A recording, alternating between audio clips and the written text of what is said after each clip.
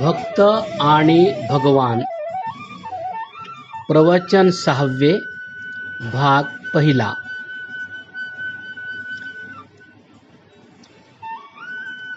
माझ्या प्रिय मातांनो आणि सज्जनांनो, ही कथा आरंभ करण्याचे वेळी मी सुरुवातीला सांगितले होते की मागील 150 वर्षांत, विशेष करून सन 1880 नंतर विज्ञानाने जी प्रगती केली त्याने पुष्कळच गोष्टी जगाला दिल्या, परंतु या गोष्टीने मानवाला खरे सुख दिले असे दिसून येत नाही. लहान बालक जसा सर्कस पाहून स्वतःला जसे विसरून जातो, तसे विज्ञानाची ही सर्कस पाहून आम्ही स्वतःला विसरून गेलो. परंतु मानव जीवनाचा जो उद्देश आहे तो पूर्ण झाला नाही. मनुष्याला काय पाहिजे? शरीराचे सुख, मनाची शांती व आत्म्याचा आनंद, या 3 गोष्टी त्याला पाहिजे आहेत. विज्ञानाच्या उन्नतीने या 3 पैकी कोणतीही गोष्ट मिळाली असे दिसून येत नाही. विज्ञानाच्या प्रत्येक शोधाने मनुष्याला शारीरिक सुख देण्याचा प्रयत्न केला आहे अवश्य. प्रकाश सहज रीतीने मिळतो. उन्हाळ्याच्या दिवसात बर्फ मिळते, थंडीच्या दिवसात हीटर लावता येतो. महिन्याचा प्रवास काही तासातच करता येतो. हजारो मैल दूर असलेल्याशी टेलिफोनवरून गोष्टी करू शकतो. टेलिव्हिजनच्या साहाय्याने शेकडो मैल दूर असलेल्या ठिकाणचे स्टुडिओत होणारे कार्यक्रम पाहू शकतो. पहिल्यापेक्षा मनुष्याला पुष्कळशा गोष्टी सहजपणाने मिळू शकतात. परंतु शरीराचे सुख मिळाले असे काही दिसून येत नाही. रोग आजार आहेत, म्हातारपण आजही आहे, मृत्यू देखील आज आहेच. मग विज्ञानाने दिलेले शारीरिक सुख कोणते? आणि हे शरीर काय आहे की ज्याच्याकरिता विज्ञानाने इतका संघर्ष केला?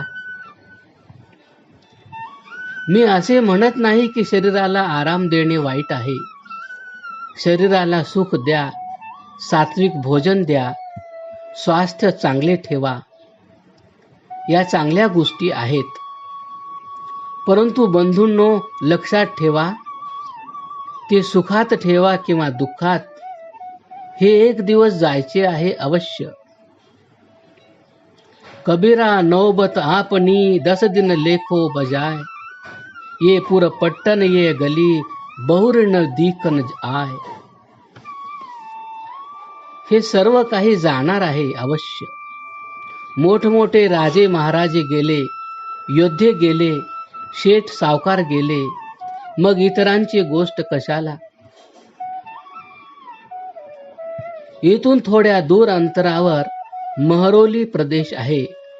तुगलकाबादचा सुनसान किल्ला आहे. हौजरवासचा उजाड प्रदेश आहे. तेथे कधीतरी लोक राहत होते. त्यांनाही शरीर होते. आपल्या शरीराला सुख देण्याचा तेही प्रयत्न करीत होते. त्यांच्या घरात सनई वाजत होती, गाणे बजावणे रागदारी होत होती. आणि आज सातो शब्द जो बाजते, घर घर होते राग, ते मंदिर खाली पडे, बैठन लागे काग. या शरीराचा अभिमान कशासाठी? याला सुखात ठेवा किंवा दुःखात, एक दिवस हाड जले जो लाकड़ी, केश जले जो घास, सब तन जलता देख कर भया कबीर उदास. परंतु उदास होऊन लाभ काय? हे तर कच्चे मडके आहे, एक दिवस फुटणारच. यह तन कांचा कुंभ है, लिए फिरे तू साथ, ढीका लागा फुटिगा, कछु न आया हात. आणि घटकावर समजा की शरीराचे सुख मिळाले तरी झाले काय? वास्तविक सुख मिळाले नाही. काही सोयी मिळाल्या पण सुख नाही मिळाले. परंतु जरी मिळाले तरी त्या सुखाची किंमत काय आहे? सुख आणि दुःख याची वास्तविक अनुभूती तर मनाला होते.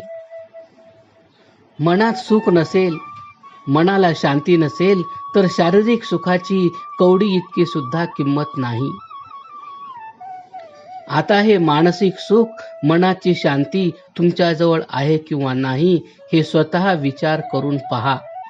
आपल्या हृदयाचा ठाव घ्या. विचारून पहा की आपल्या मनाला शांती आहे, सुख आहे. आम्ही नेहमी म्हणतो की मी दुःखी आहे, परंतु दुसरे लोक सुखी आहेत. ऐका, ही गोष्ट अगदी असत्य आहे. महाकवी रवींद्रनाथ टागोर यांनी जगाचे वास्तविक स्वरूपाचे वर्णन अतिशय सुंदर केले आहे. नदीर ए पार कहे करया पुकार, जय शुक जगते शय शकल ओ पार करे छोड्या दीर्घ श्वास, सुखेर शकल खानी परे पार. नदीचा हा किनारा ओरडून सांगतो की जगात जितके काही सुख आहे ते सर्व दुसऱ्या किनाऱ्यावर आहे. मी दुःखी आहे, सुख दुसरीकडे आहे. आणि दुसरा किनाराही दीर्घ श्वास घेऊन सांगतो की सुखाचे भांडार तर पहिल्याच किनाऱ्यावर आहे, माझ्याजवळ काहीच नाही. आपल्या बुद्धीला दुसऱ्याचे धन अधिक दिसते, परंतु लक्षपूर्वक पाहाल तर दिसून येईल की येथे कोणीच धनवान नाही, सर्व कंगाल आहेत. प्रत्येकाच्या अंतःकरणात दुःखाची ज्वाला पेटलेली आहे. प्रत्येकाच्या डोळ्यात अश्रू आहेत. ही गोष्ट शेख फरीदने पाहिली आणि तो ओरडून सांगतो, फरीदा मैं ता जानिया, मैं दुखी सुखी सब जग, ऊंचे चढ़ चढ़ देखिया, ता घर घर येही अग. तुमचे विज्ञान कोणाच्याही मनाला शांती देऊ शकले नाही. प्रत्येक घरात आग पेटलेली आहे. दिसो किंवा न दिसो, प्रत्येक घरातून असंतोषाचा धूर निघत आहे. शारीरिक सुख मिळाले नाही, मानसिक शांती मिळाली नाही आणि आत्मिक आनंद हा तर विज्ञान जाणणाऱ्यांना माहीतच नाही. मग मिळणार कोठून? म्हणूनच मी सांगतो की मागील 150-200 वर्षांत विज्ञानाने जी उन्नती केली ती पाहून मनुष्य स्वतःलाच विसरला आहे. जसे सर्कशीचा खेळ पाहून मुलगा आनंदित होऊन जातो, याशिवाय दुसरे काही झाले नाही. मनुष्य जीवनाच्या वास्तविक उद्देशाची या विज्ञानाचा व त्याच्या शोधाचा तीळ मात्र संबंध नाही. मनुष्य जीवनाचा खरा उद्देश काय आहे हे देखील मी मागील प्रवचनात सांगितले होते. वेदरूपी भगवंतांनी प्रश्नोत्तर रूपाने या उद्देशाचे वर्णन केले आहे. प्रश्न केला आहे, कस्वा युनक्ती, तुला कोणी घडविले आहे? मनुष्याचे हे शरीर कोणी दिले आहे? उत्तर मिळाले, स त्वा युनक्ती, त्यानेच तुला घडविले आहे. मानव शरीर त्या परमेश्वराने दिले आहे. नंतर प्रश्न केला आहे, कस्मय त्वा युनक्ती, तुला कशा करता घडविले आहे? आणि उत्तर मिळाले, तस्मय त्वा युनक्ती, त्याच्या करताच घडविले आहे तुला. त्या ईश्वराच्या प्राप्तीकरता, त्याचे दर्शन घेण्यासाठी, त्याला आपलेसे करण्याकरता हे शरीर मिळाले आहे. अशा स्थितीत शरीराकडून प्रमाद होणे, त्याचे रक्षण न करणे आणि जीवनाचा उद्देश साध्य झाल्याशिवाय ते नष्ट करण्याचा प्रयत्न करणे अगदी चुकीचे आहे. शरीराचे रक्षण केले पाहिजे, त्याचे स्वास्थ्य राखले पाहिजे, परंतु ही गोष्ट विसरू नका की हे शरीर केवळ साधन आहे, साध्य नव्हे.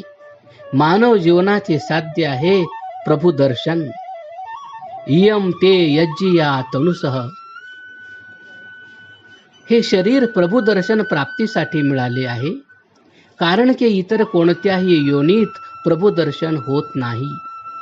या शरीराला अन्नमय कोश म्हणतात, त्याचे पुढे प्राणमय कोश, मग मनोमय, नंतर विज्ञानमय आणि शेवटी आनंदमय कोश. यातच आत्म्याच्या बरोबर परमात्मा वास करतो. बरोबर राहूनही आत्मा परमात्म्याला तोपर्यंत पाहू शकत नाही जोपर्यंत त्याची मलिनता दूर होत नाही. सूर्याच्या किरणांकडे पहा, ते प्रकाश देतात, उष्णता निर्माण करतात, परंतु आग लावित नाही. परंतु तीच किरणे एखाद्या दाहक काचेतून एखाद्या कागदावर पाडली तर तेथे आग उत्पन्न होते, कागद जळू लागतो. हीच स्थिती मनाची आहे. ते निर्मळ करून योग्य स्थितीत ठेवले तर प्रभु दर्शन होते. या मानव जीवनातच होते, कुठेही बाहेर जाण्याची आवश्यकता नाही. मन मथुरा दिल द्वारिका काशी काया जान, 10 द्वारे का देहरा तामे ज्योती पहचान. इतके जवळ असूनही जर तो दिसत नाही, याचे कारण की आत्म्यातच काही दोष आले आहेत. हे दोष कोणते व ते कशा रीतीने दूर होतात हे आम्ही ऋग्वेदाच्या 7व्या मंडलातील 86व्या सुक्तात पाहिले आहे. तसेच अथर्ववेदाच्या 6व्या मंडलात भक्ताला ती प्रार्थना करताना ऐकले की, उन्मादयत मरुत उदंतरिक्षमादय अग्न उन्मादया त्वमसो मा म्हणू शोचतु. हे वायू, मला पागल बनव. हे आकाशा, मला उन्मत्त कर. हे अग्नी, मला प्रेम विरह होऊ दे आणि माझ्या बरोबर त्या ईश्वरालाही प्रेमाने व्याकुळ होऊ दे, ज्याच्यावर मी प्रेम करीत आहे. आणि हे सत्य आहे की ईश्वर आत्म्यावर प्रेम करतो. जर त्याचे आत्म्यावर प्रेम नसते तर हे सुंदर जग कधी निर्माण झाले नसते. ही पृथ्वी, हे तारे, हा सूर्य आणि चंद्र, फुले आणि फळे, नद्या आणि पर्वत, हे सर्व त्याने आत्म्याकरताच निर्माण केले आहेत. त्याला स्वतःसाठी काही आवश्यकता नाही. सर्वांना घडवून त्याचे आत तो बसला आहे. अपाम मध्ये तस्तिवासम तृष्णा विदज्जरितारम मृळा सुक्षत्र मृळय. ऋग्वेद. डावीकडे उजवीकडे, वर खाली, आत बाहेर, सगळीकडे तू माझा भगवंत आहेस. मग मी तुला पाहू का शकत नाही? अथांग जलात निरंतर असूनही मी तहानलेला का आहे? हे वामीन, हे स्वामीन, माझे तहान तृप्त कर, माझे रक्षण कर. आणि खरेच तो रक्षण करतो. सोनितीर्भिर्नयसी त्रायसे जनम यस्तुभ्यम दाशाय तमम हो अश्नवत. ऋग्वेद. परमात्मा त्याला सन्मार्गाला लावतो, त्याचे रक्षण करतो. जो स्वतःला परमेश्वर चरणी समर्पण करतो, जो ईश्वरावर निष्ठा ठेवतो, त्यालाच आपला मार्गदर्शक व सर्वस्व मानून चालतो. भगवंत देखील त्याला आपलाच मानतात. अग्नेनय सुपथा रायस्मान विश्वानि देव वयुनानि विद्वान युयोधस्मज्जुहुरान मेनो भूयिष्ठान्ते नम उक्तिम विधेम. यजुर्वेद अध्याय 40 मंत्र 16. हे अग्निदेव, हे प्रकाश स्वरूप, तुला जिकडे न्यावयाचे आहे तिकडे मला घेऊन जा. माझी कोणतीच इच्छा नाही, मला काही ज्ञान नाही. माझे कल्याण कशात आहे हे तू जाणतोसच. मी स्वतःला तुझ्या चरणी अर्पण केले आहे. जेव्हा अशा रीतीने भक्त आत्मसमर्पण करतो तेव्हा त्याला चांगल्या मार्गाला लावणे हे ईश्वराचे उत्तरदायित्व ठरते.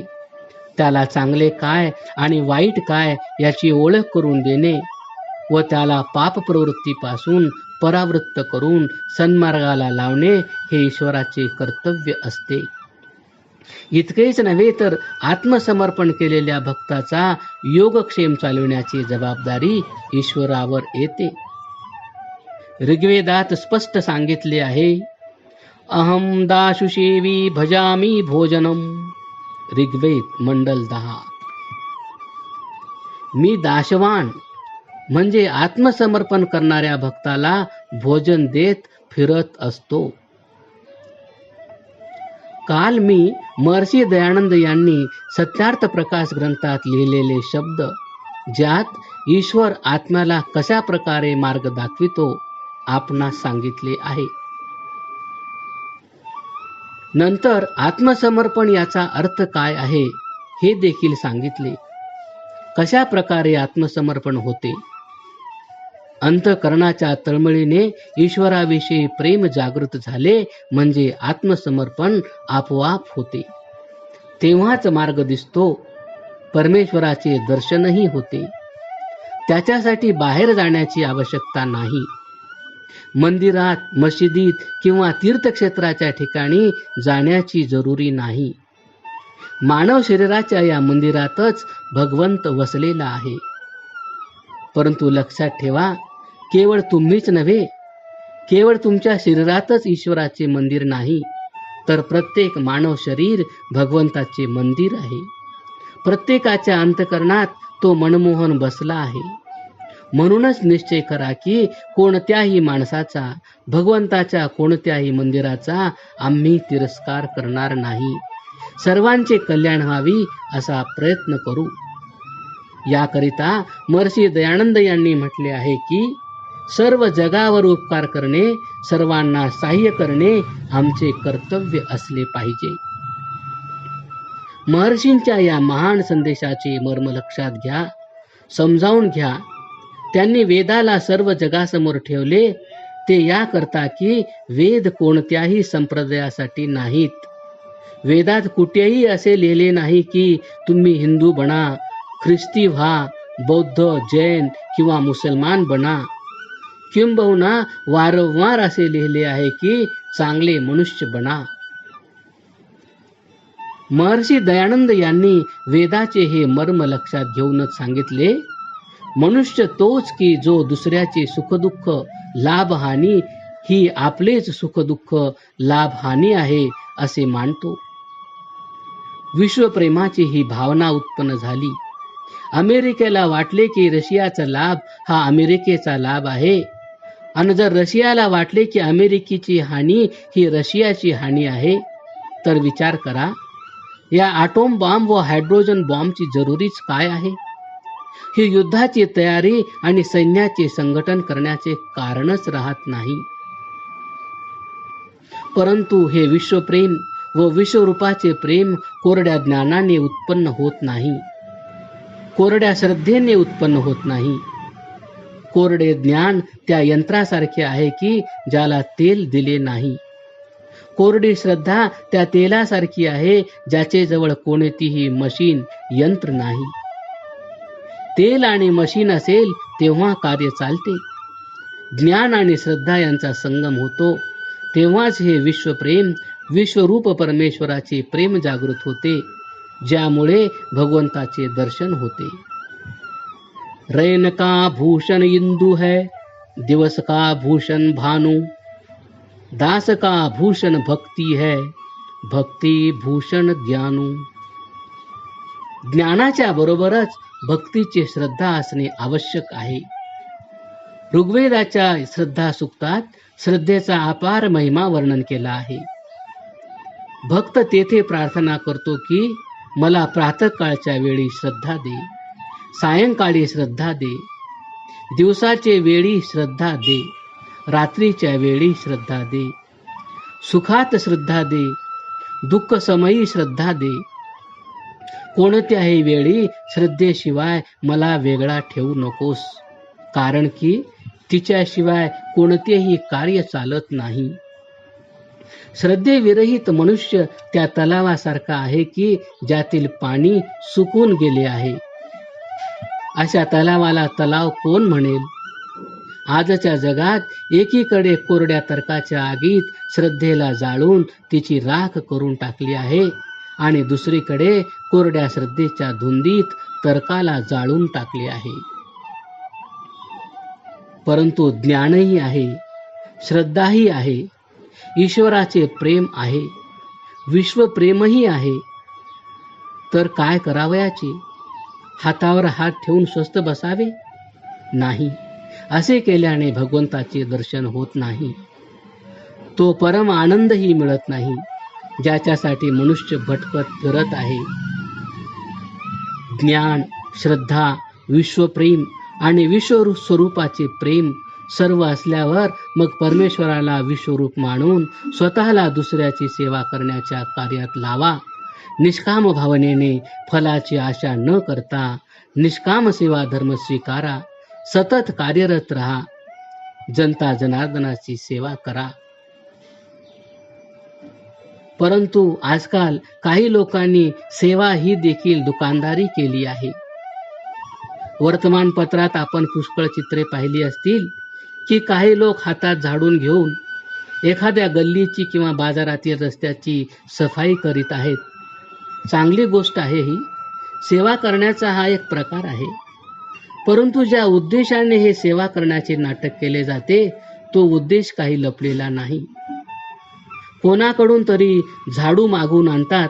फोटोग्राफरला अगोदरच फोन केला जातो, आम्ही अमुक ठिकाणी झाडू घेऊन जात आहोत, तेथे येऊन आमचा फोटो काढून घ्या. फोटो घेतला गेला की झाडूने सफाई करण्याचे कार्य ताबडतोब बंद होते. कोणास सांगून प्रयत्न करून वर्तमानपत्रात फोटो छापला जातो.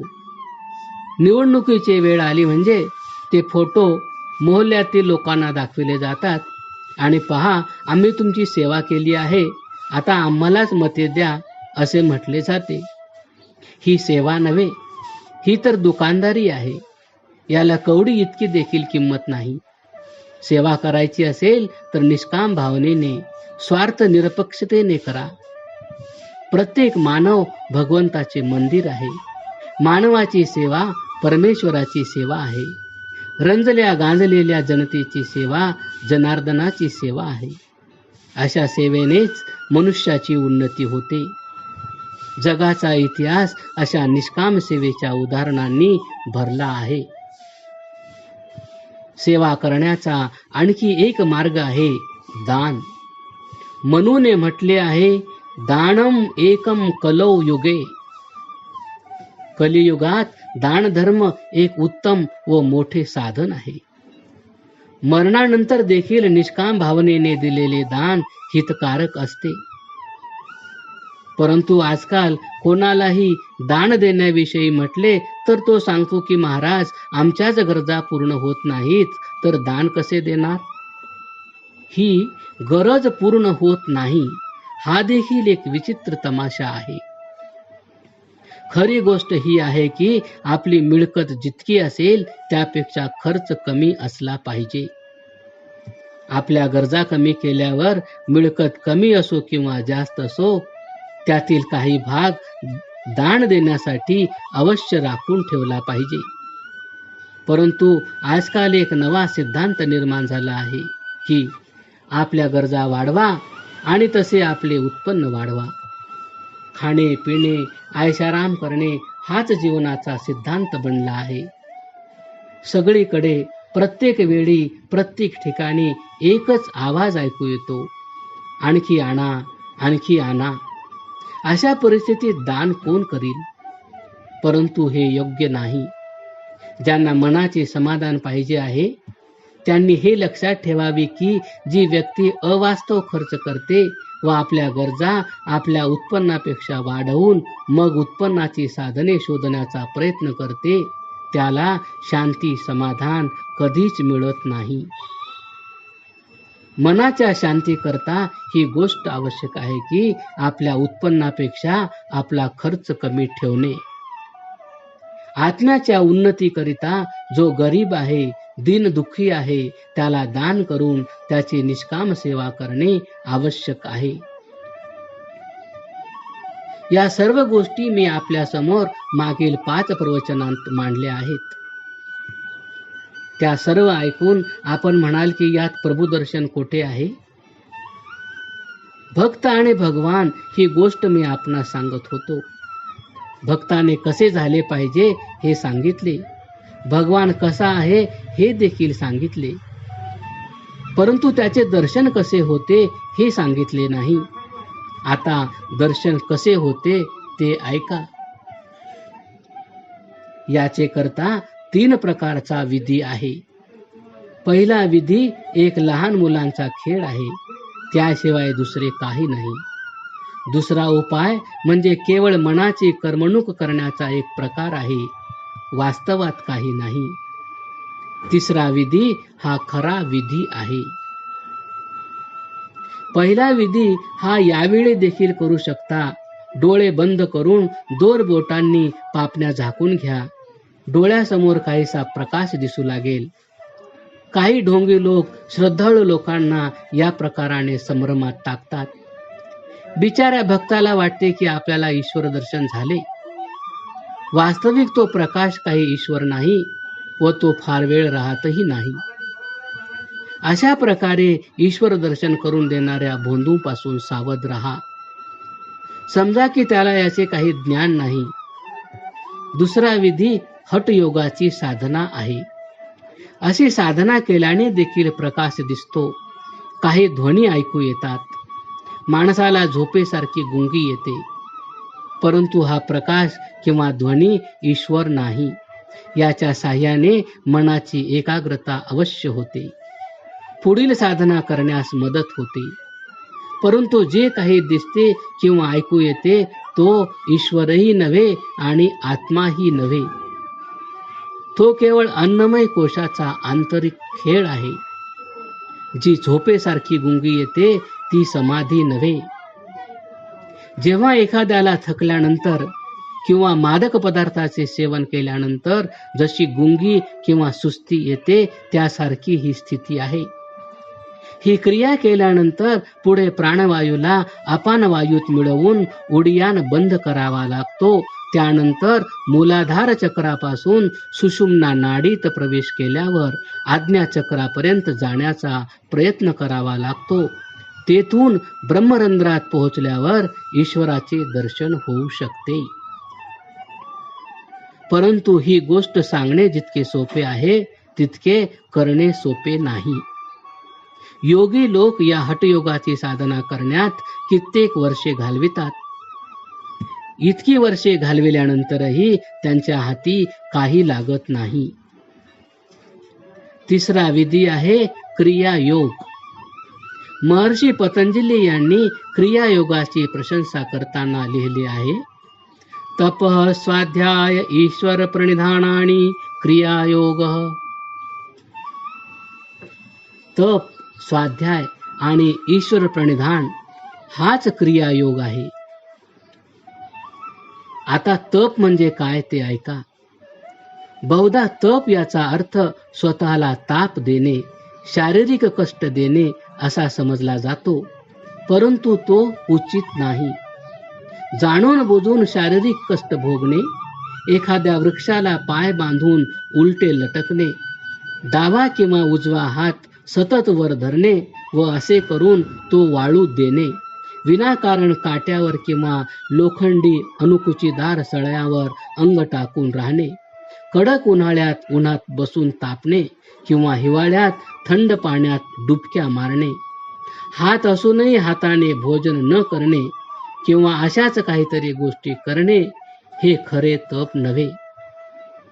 तप याचा खरा अर्थ आहे सहनशीलता, दृढ इच्छाशक्ती आणि कोणत्याही संकटाची चिंता न करता पुढे जाण्याची वृत्ती. एखादा संकल्प आम्ही केला, समजून उमजून केला, मग थंडी असो वा गरमी असो, दुःख किंवा सुख, श्रीमंती किंवा दारिद्र्य, सन्मान किंवा अपमान, जीवन किंवा मृत्यू, कोणत्याही गोष्टीची चिंता न करता आपल्या मार्गाने पुढे जाणे आणि आपले ध्येय साध्य होईपर्यंत थांबायचे नाही, डगमगायचे नाही, आपल्या संकल्पात शिथिलता येऊ द्यावयाची नाही. याचे नाव आहे तप. याच्याशिवाय आत्मा व परमात्म्याचे मिलन होत नाही, जीवाशिवाची भेट होत नाही. ना तपस्विनो योगः सिद्ध्यति, जो तपस्वी नाही, ज्याच्यामध्ये तपाची भावना नाही, त्याचा योग कधी सफल होत नाही. तपाची ही भावना असल्याशिवाय वासनेचा अंत होत नाही, जी जन्मजन्मापासून चित्तात बसलेली असते, जिचे वर्णन मी मागील प्रवचनात केले.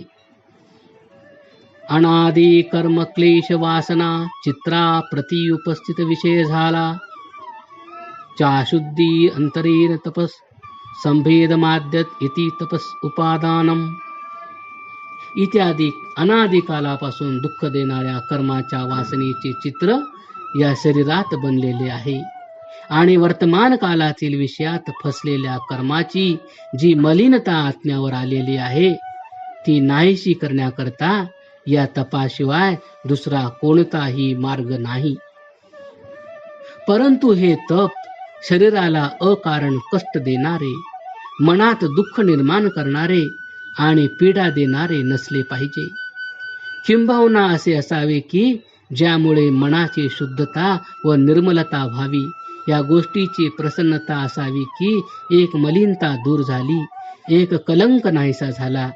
ब्रह्मचर्य हे सर्वात मोठे तप सांगितले आहे.